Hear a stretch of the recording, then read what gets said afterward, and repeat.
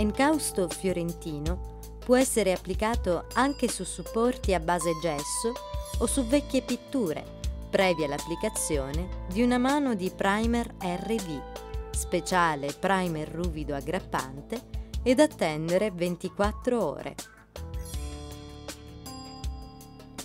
Applicare uno strato di encausto fiorentino con frattazzo in acciaio inox, in modo da rasare e livellare il supporto.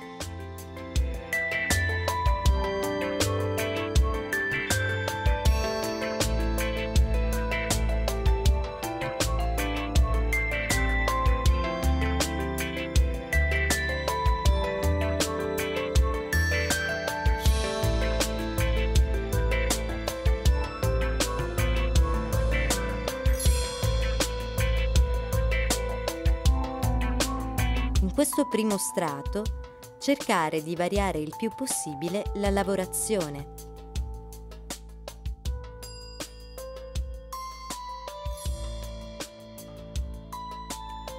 Dopo 24 ore, stendere il secondo strato di encausto fiorentino e subito dopo azzerare lo spessore.